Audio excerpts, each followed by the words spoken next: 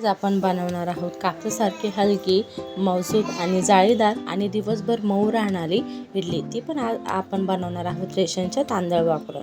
तर चला तर व्हिडिओला सुरुवात करूया. नमस्कार मैत्रिणींनो, स्वागत आहे तुमचं आपल्या यूट्यूब चॅनलमध्ये. तर व्हिडिओ शेवटपर्यंत नक्की बघा. यामध्ये मी काही टिप्स सांगणार आहे. चला तर व्हिडिओला सुरुवात करूया. तर इडली बनवण्यासाठी इथे मी रेशनच्या तांदळाचा वापर केला आहे. तुम्ही हवं असेल तर दुसरे तांदूळसुद्धा घेऊ शकता.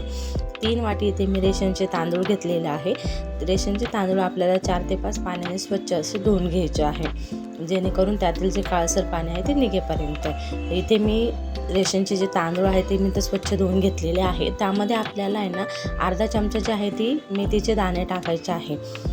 त्यानंतर आपल्याला त्यावर झाकण ठेवायचं आहे. दुसरीकडे आपल्याला पातेल्यामध्ये त्याच वाटीने 1 वाटी उडदाची डाळ घ्यायची आहे. तीसुद्धा आपल्याला दोन पाण्याने धुवून घ्यायची आहे.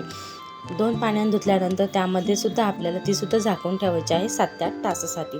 तर 7 ते 8 तास झालेले आहेत. आपले तांदूळ आणि जी डाळ आहे ती आपली मस्तपैकी भिजलेली आहे आणि खुललेले देखील आहे. त्यानंतर आपल्याला त्यातील पाणी काढून घ्यायचं आहे आणि मिक्सरच्या भांड्यामध्ये जे आहे ते आपल्याला त्याचं बारीक असं मिश्रण करून घ्यायचं आहे.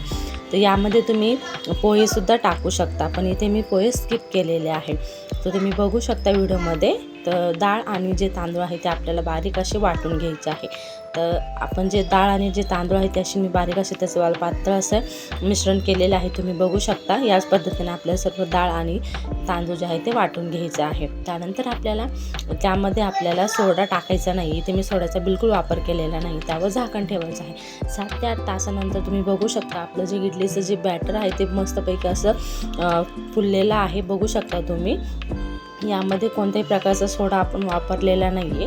त्यानंतर आपल्याला जे बॅटर आहे त्यामध्ये आपल्याला थोडंसं मीठ टाकायचं आहे. मीठ टाकल्यानंतर व्यवस्थित हलवून घ्यायचं आहे. तर हे बॅटर जे आहे ते तयार आहे आपल्या इडलीसाठी.